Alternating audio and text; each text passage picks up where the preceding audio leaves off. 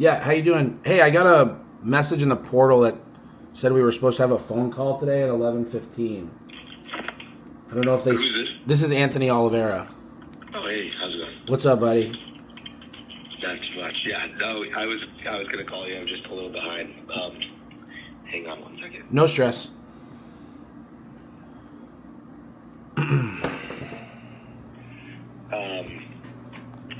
Yeah. So I talked to. Sorry, I have laryngitis. My voice is like capsid. Yeah, you don't sound great. It's okay. So I talked to 3 of my total knee and partial knee replacement partners. None of them thought a knee replacement would be a good idea. They all thought that especially doing a partial knee replacement would not be predictable with bone looking the way it does, and that a total knee replacement would have a high risk of you not being happy with the knee replacement. They all, talked about a procedure that's called drilling, which is when you go in and you drill the bone and sort of like if you think the bone is dead and you go in and you drill it, it promotes healing by opening up bleeding into the bone. Yep. So, the reason I haven't really talked about that is because no one in radiology has ever kind of like been confirmatory that this looks truly like AVN. We've talked about that since the beginning. It's like it has this weird, like, is it a bone bruise or is it AVN? Something in between. It's like not really clear what the pattern is. Mm-hmm. But, that's an option. And another option I was thinking of, which I think is unpredictable, but burns less bridges than a knee replacement, is something called the subchondroplasty, which is when you put in a big needle. Like, this would be surgical, so I would scope the knee and take a look at everything first. But you put a needle into the bone using X-ray. It's a pretty big needle, and then you inject a bone cement into the defect on the end of the femur. Mm-hmm. You take this area that's hurting with fluid in the bone, and then you inject cement into it with the thought that it like fills in the void where the fluid is and provides support to the bone and also takes away pain. Okay. It's not a procedure that we commonly do. I've only done it probably like 5 times in my career, and it's not something that's been like proven, which is why we don't do it a lot. But I think this is like a very reasonable case to think about doing it since we don't have another great option. Yeah. Where are we at with like, so the first time I saw you in person, you said something about, I have a couple questions. You said something about like scoping and seeing like what is actually going on in there. Cause like, is there any chance that like the pain that I'm experiencing is not bone related, that it's something else? Because man, it is so on and on. It is crazy. Like, I've broken bones before and like they hurt. And this is like, I'll take 50 steps and not feel anything. And then I'll take 1 step and get like a pretty gnarly pain.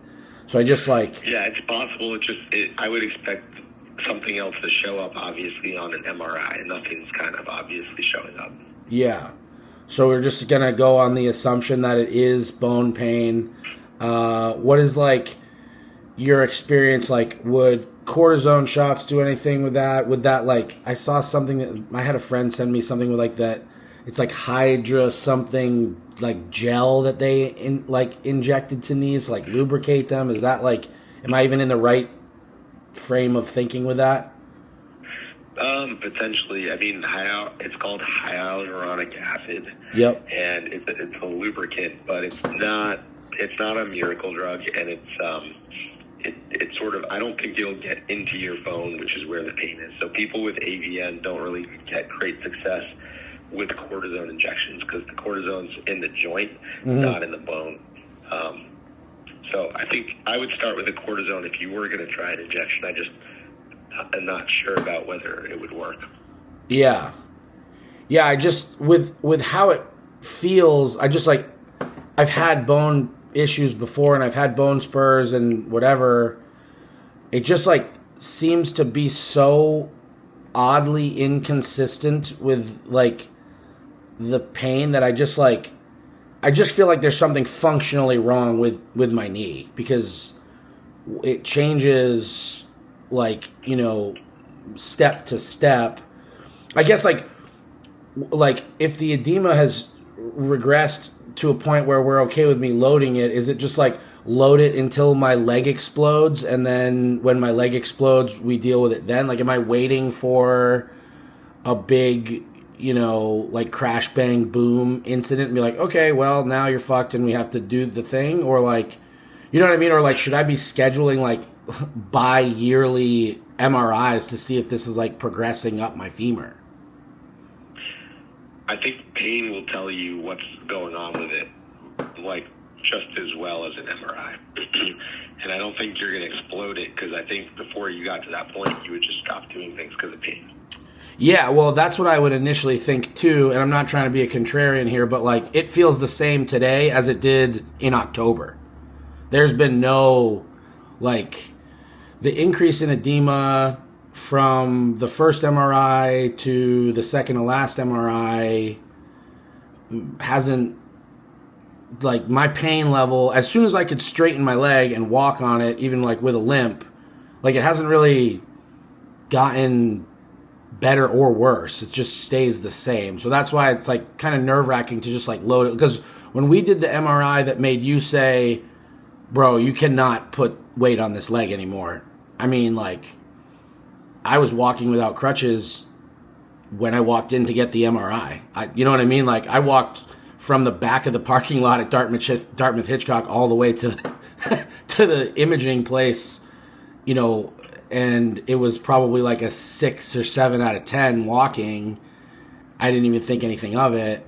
So I kind of am just like, I'm pretty nervous to, obviously, like, if we're saying load it and see what happens, like, we'll load it. But like, if we're going off of pain tolerance, I think something like traumatic will happen before, you know, because the pain now is like the same as it was. It's never gone up or down, really. I mean, like, it never swelled. It never, you know, and it doesn't feel like it's in my, that's the thing, is like, it doesn't really feel like it's in the joint line. It feels like it's like kind of like, it just feels like I'm like, when it hurts, it feels like I'm pulling a chicken wing apart. Like, it's kind of like crunchy. Feels more like when I tore my meniscus, to be completely honest with you. So I guess, like, I don't know, all of that to say, like, what do you think? Like, what? Well, I mean, people can lift 1,000 pounds and their femur can crack in half, and they don't have any bony edema or any injury before. So I guess I would say, like, you do something that's really hard on your body, and it could be catastrophically a problem with or without this issue with the bone edema. So that's number one. Two is, like, we don't have a lot of data. We don't get repeat MRIs on people often and correlate pain with what the MRI shows. So this is sort of like not clearly charted territory. Mm-hmm. So it's hard for me to give you a clear answer of like, oh, if you go out and lift, this is what's going to happen. If we get a repeat MRI in 6 months, this is what it's going to look like. And, you know, that's going to correlate with this amount of pain. So, you know, I think if you let pain be your guide, it's unlikely to be a catastrophic issue. Like, if you could go out and work back up to lifting what you were lifting before and your pain's okay, then I don't think you're going to have a huge problem with the knee. If you're in 10 out of 10 pain and you're lifting 1,000 pounds, like, yeah, something bad could happen for sure. Yeah. But I think, go ahead. Just like at this point, I think either you progress back to where you're trying to get to and see how it goes, or we, you know, try something where we don't really know how it's going to go. Like a knee scope, looking at the cartilage, looking at the meniscus, and then possibly doing like a subchondroplasty or drilling. Yeah, what's the subchondroplasty? What's the, like, is that like a, I know you said you haven't done it much, but it's like, what's the turnaround on that? What is the, like, the length of I mean, I guess I don't really care what the turnaround is. I'd be more so like, what's the rate of like success with people with that? I'd say it's like 50-50 for people improving. Yeah. Yeah, and there's probably a decent amount of like if it doesn't improve, then you're kind of worse off because now you have cement in your leg. I would say it's pretty much the same. I don't think it burns many bridges because if you end up needing a knee replacement, you just kind of like get it cut off anyway. Yeah, yeah. Do they like with that? Like, what's the time off look like? I'd probably have you wait like 4 to 6 weeks before starting your progression of weightlifting. Yeah, and that's like same deal, like non-weight bearing. No, I'd let you weight bear. Yeah, with that one, but it's like a slow like progression. Do you think I should be going to PT for what I have going on right now, or is that like if it's bone, it doesn't really matter, right? I don't think it's gonna fix your knee, but yeah, I don't know that you need PT. Yeah. Jesus Christ. Okay. Yeah, I don't know. I didn't think it was going to be like a career ender, but it sounds like there's a strong possibility that it could be because it doesn't seem like I have many options. They all seem like terrible options, to be honest with you. Yeah, I mean, I wish I could say that's not true, but I think it's possible that a subchondroplasty and a scope and making sure there's nothing on the cartilage could get you back, but it's far from a guarantee, for sure. Yeah. Well, I guess... Yeah, I don't know. I guess I'll have to think about it. I just gotta keep trying to train. I'm assuming you're booked out on surgeries like months, I would assume. It's like probably 6 to 8 weeks, I would say. Yeah. But there are ways to like figure out a earlier date if needed, especially for this because it wouldn't be a super long surgery. It'd probably be 45 minutes. Yeah. Okay. Yeah, I guess I'm just gonna have to see. I'm supposed to squat on Friday and sort of see how it feels. Obviously, nothing heavy or whatever, but yeah, I don't know. This is very discouraging. Okay. Yeah, I'll so